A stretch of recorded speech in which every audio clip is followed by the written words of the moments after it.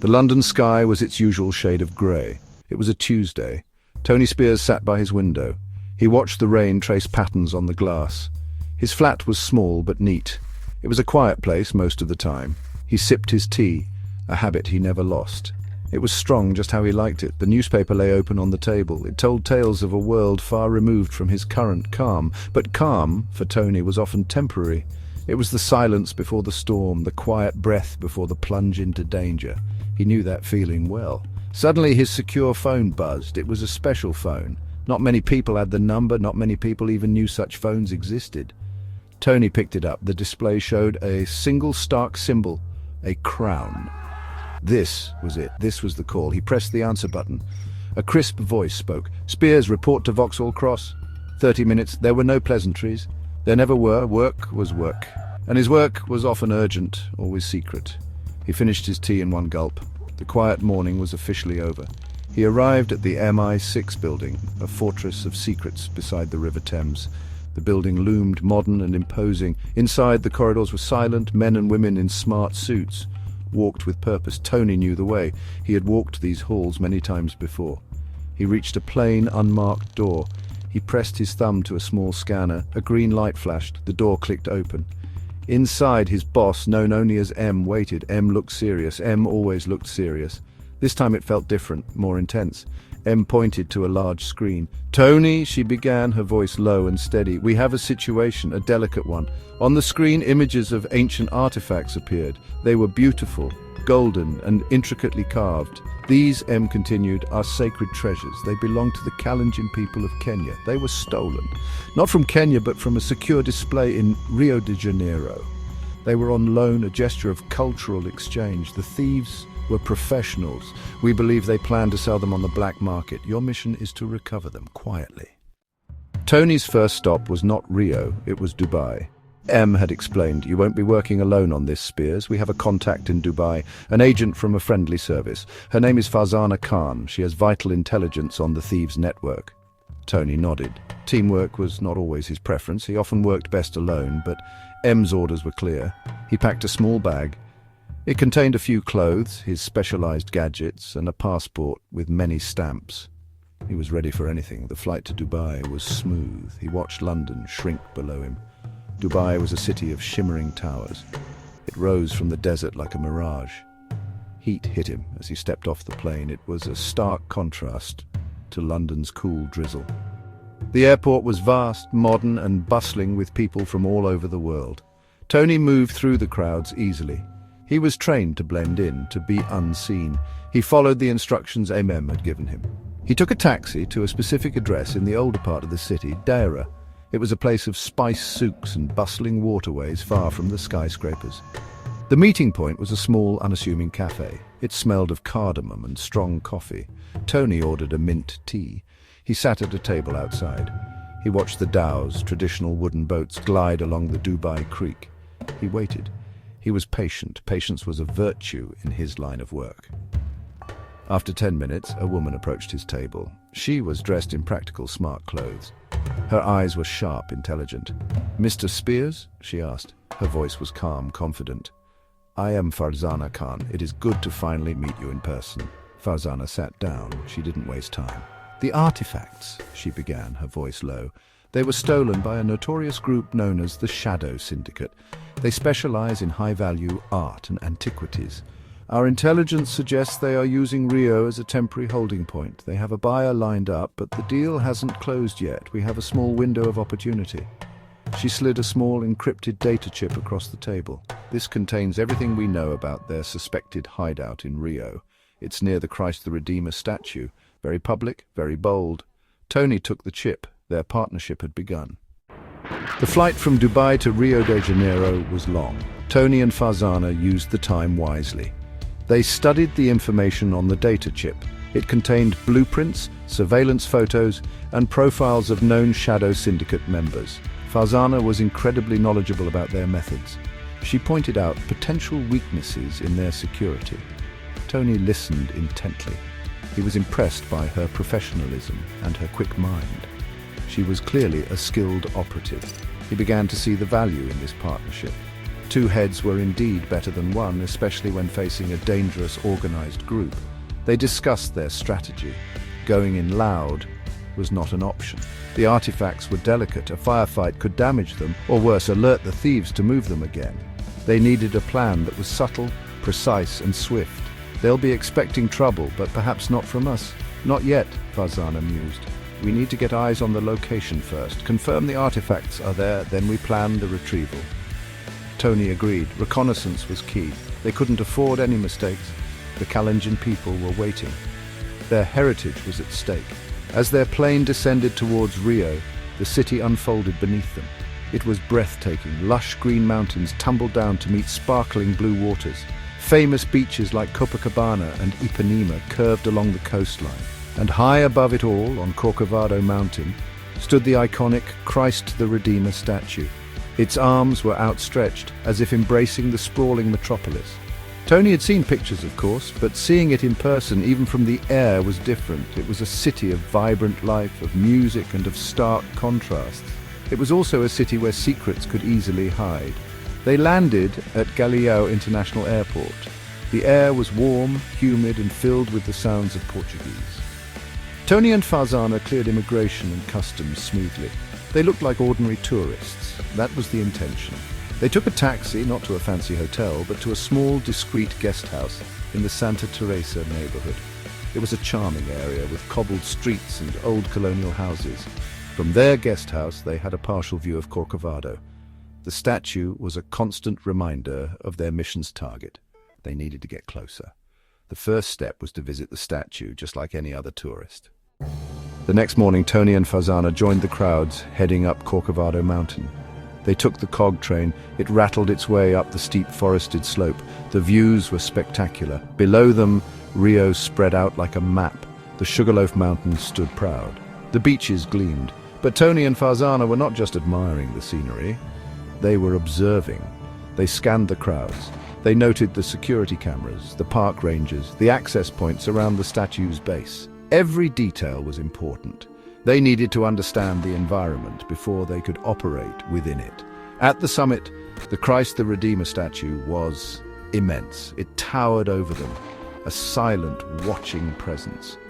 Tourists from all over the world jostled for photos. The atmosphere was festive, almost reverent. Farzana had identified a service area near the statue's base from the schematics. It was supposedly used for maintenance. The intelligence suggested the Shadow Syndicate might be using a forgotten storage room within this restricted zone. It was a bold move, hiding in plain sight. But bold moves often worked, precisely because they were unexpected. Tony subtly used a pair of specialized glasses. They looked like ordinary sunglasses, but they allowed him to see heat signatures and scan for electronic devices. He'd focused on the service area. There were fewer people there. He detected faint heat signals from a section that appeared to be unused. He also picked up a faint encrypted Wi-Fi signal. It wasn't a standard park service signal. "There," he murmured to Farzana, tilting his head slightly towards the area. "Something's active down there, behind that locked steel door." Farzana nodded, her expression calm but focused. They spent several hours at the summit. They took photos. They bought a small souvenir. They acted like typical tourists. But all the while they were planning. They noted the patrol patterns of the guards. They observed the times when the crowds were thinnest. They identified potential entry and exit routes. The thieves were clever to use such a public place. It provided cover, but it also presented challenges for them and opportunities for Tony and Farzana. The plan began to form. They would need to return, under the cover of darkness. That night, Rio glittered below Corcovado Mountain. The statue was illuminated, a beacon in the darkness. Tony and Farzana, dressed in dark clothing, made their way back up the mountain. They avoided the main roads, using a narrow, overgrown service path. It was a difficult climb. The air was thick with forest sounds. Crickets, rustling leaves, distant call of a night bird. Farzana moved with quiet grace. Tony was equally adept in rough terrain. They were a silent team, totally focused on their objective. They reached the service area. It was deserted. The crowds were long gone. Only electrical equipment hummed. Tony approached the steel door. He used a sophisticated device. It bypassed the lock with a soft click. He pushed the door open slowly. Inside, a narrow corridor led downwards, dimly lit by emergency lights. The air was cool and damp, smelled of old stone and dust. Farzana took the lead, her flashlight cutting through the gloom. Tony followed, covering their rear. They moved cautiously. They expected traps. They expected guards, but the corridor was empty. It led to another, heavier door. This had a complex locking mechanism. Farzana examined it closely, whispered, "This is their work, custom job, but not unbeatable." She opened her kit, containing delicate tools, began to work on the lock. Minutes stretched by, feeling like forever. Tony listened for any sound, any hint of danger. Finally, with a soft thud, the tumblers aligned. Farzana pushed the heavy door inward. They stepped into a climate-controlled room, and there they were. On a makeshift table, carefully wrapped in cloth, lay the stolen Kalenjin artifacts. There were several pieces: a ceremonial shield, a beaded headdress, intricately carved wooden figures. They glowed in Farzana's flashlight beam. They were breathtaking. The intelligence had been accurate. The Shadow Syndicate used this space. Phase 1 was complete. The artifacts were found. Now they had to get them out. Securing the artifacts was their immediate priority. Tony and Farzana worked quickly and efficiently. They had brought specialized padded containers, and they carefully placed each artifact inside, making sure they were protected for the journey ahead. Every movement was precise, and honestly, they couldn't afford to damage these priceless treasures. The room was small, and both of them were aware that their time was limited. Even in a hidden location, patrols could be unpredictable, or, a silent alarm might have been tripped despite their precautions. The tension was palpable, almost like a silent hum in the underground chamber. As they were sealing the last container, Farzana's sharp ears picked up a faint sound. Footsteps coming down the corridor. "Company," she whispered, her eyes flicking towards the door. Tony nodded. He drew a small, specialized tranquilizer gun, the kind designed for silent incapacitation. They had hoped to avoid confrontation, but they were prepared for it. The footsteps grew closer. Two figures appeared in the doorway. Guards.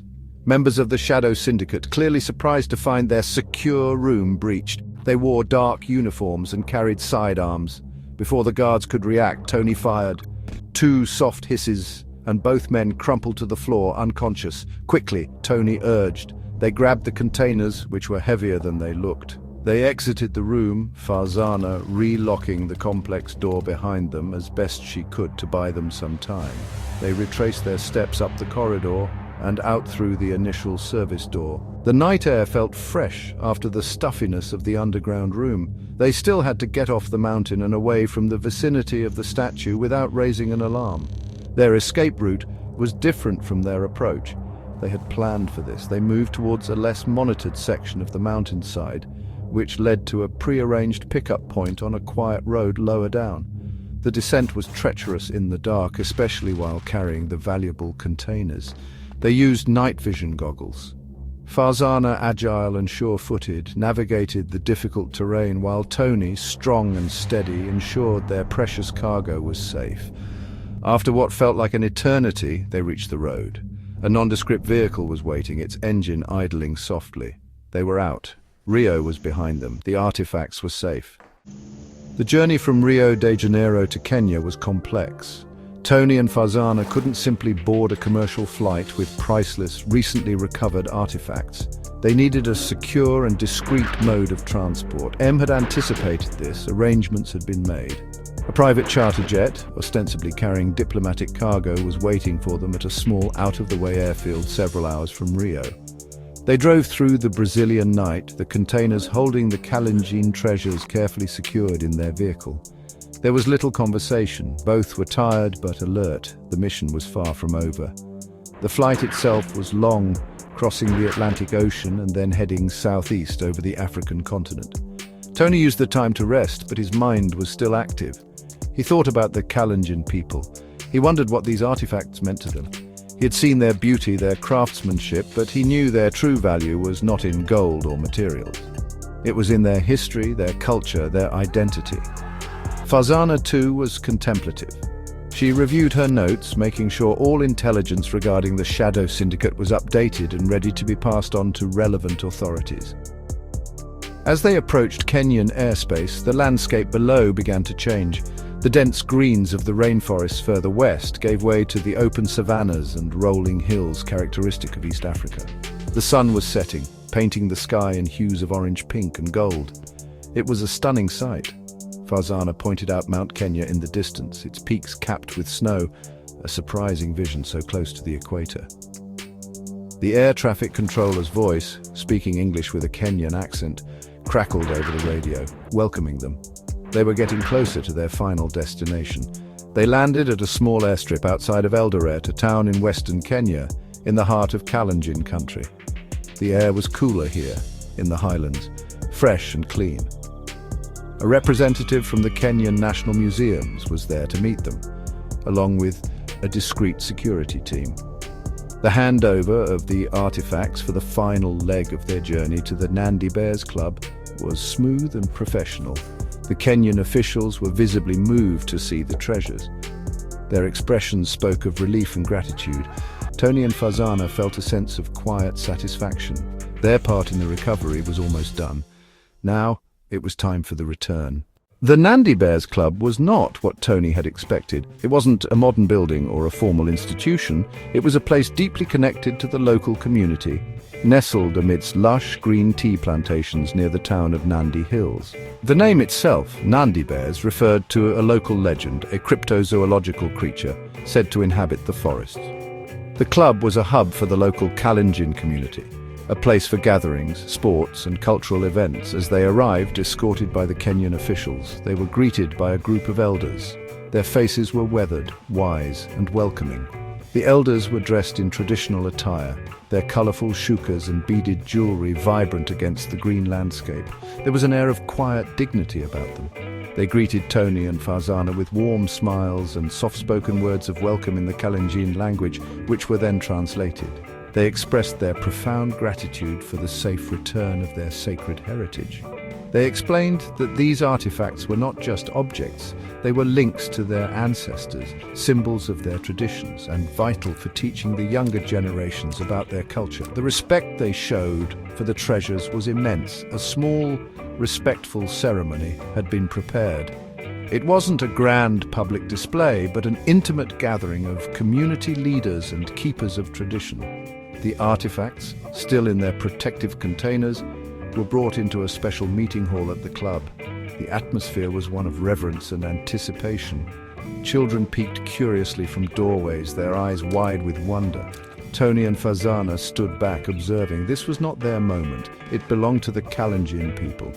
They were simply facilitators, agents who had helped to right a wrong. One of the elders, a man with a kind face and thoughtful eyes, stepped forward. He spoke about the meaning of each artifact. He told stories associated with them, stories of courage, of community, of connection to the land. His voice was gentle but powerful, resonating with history and deep cultural pride.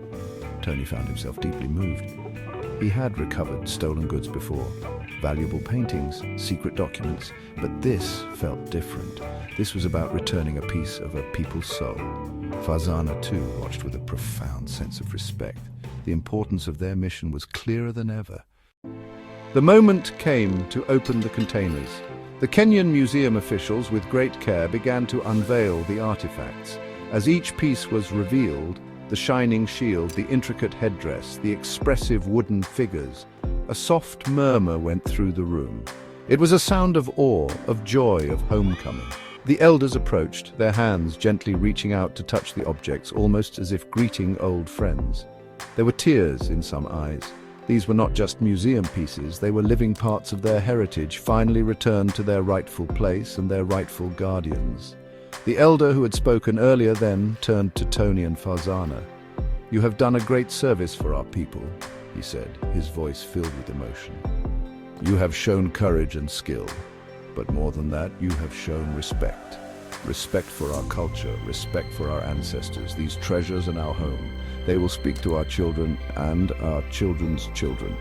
We thank you." He then presented them each with a simple, locally crafted beaded bracelet. It was a small token, but it carried immense meaning. It was a symbol of friendship and gratitude from the Kalenjin community. Tony and Farzana accepted the bracelets with humility.